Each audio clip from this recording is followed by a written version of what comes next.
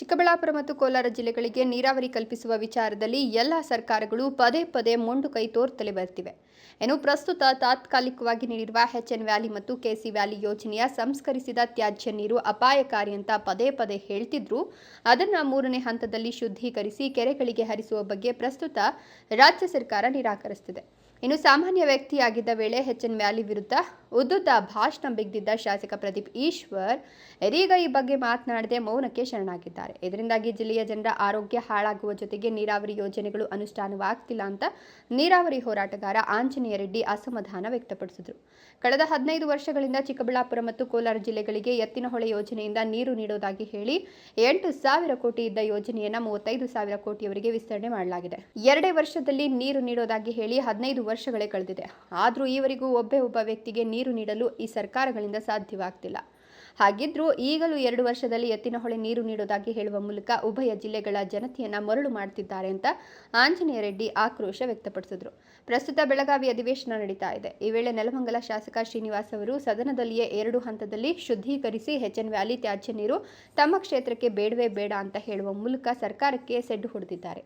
ಅದೇ ರೀತಿಯಲ್ಲಿ ದೊಡ್ಡಬಳ್ಳಾಪುರ ಶಾಸಕ ಧೀರಜ್ ಮುನಿರಾಜು ಸಚಿವ ಸಂಪುಟ ಸಭೆಯಲ್ಲಿಯೇ ತಮ್ಮ ಕ್ಷೇತ್ರಕ್ಕೆ 2 ಹಂತದಲ್ಲಿ ಶುದ್ಧೀಕರಿಸಿದ ತ್ಯಾಜ್ಯ ನೀರು ಬೇಡ ಅಂತ ದಾಖಲಿಸಿದ್ದಾರೆ.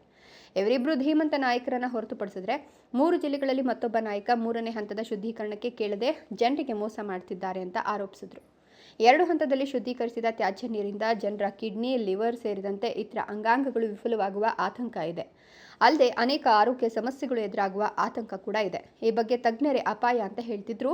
ಮುಖ್ಯಮಂತ್ರಿಗಳು ಮಾತ್ರ ಜನರು ಹೇಳಿದ್ರೆ 3ನೇ ಹಂತದ ಶುದ್ಧೀಕರಣ ಮಾಡೋದಾಗಿ ಹೇಳ್ತಿದ್ದಾರೆ.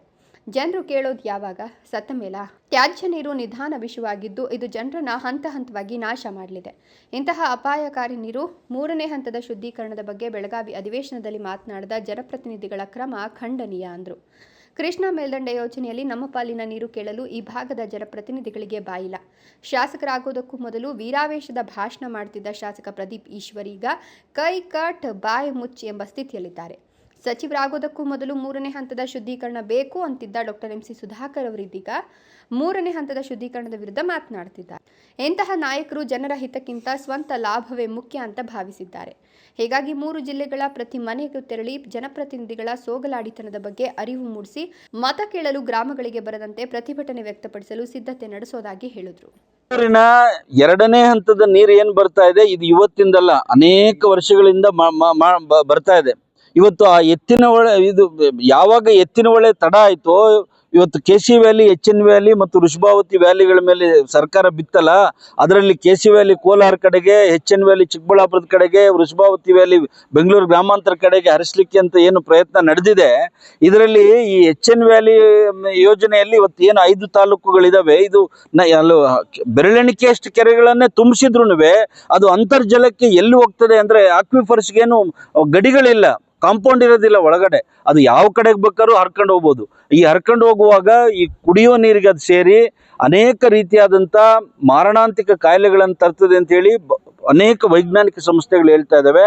ಅದ್ರ ಕಡೆಗೆ ನೋಡಿ, ಅದರಿಂದ ಕಿಡ್ನಿ ಹೋಗುತ್ತೆ, ಕ್ಯಾನ್ಸರ್ ಬರುತ್ತೆ, ಲಿವರ್ ಬರುತ್ತೆ, ಇದೆಲ್ಲವನ್ನ ಹೇಳ್ತಿದ್ದಾರೆ. ಇದ್ರ ಕಡೆಗೆ ನೋಡಿ, ಅಧಿವೇಶನದಲ್ಲಿ ಯಾರಾದರೂ ಮಾತಾಡಿದ್ರೆ ಅಂದ್ರೆ ಖಂಡಿತ ಇವರು ಯಾರು ನಮ್ಮವ್ರ ಧ್ವನಿನೇ ಎತ್ತಲಿಲ್ಲ. ಕೃಷ್ಣಾದ್ ಕೇಳ್ತಾರೆ ಅಂದ್ರೆ ಅದನ್ನು ಕೇಳಲಿಲ್ಲ.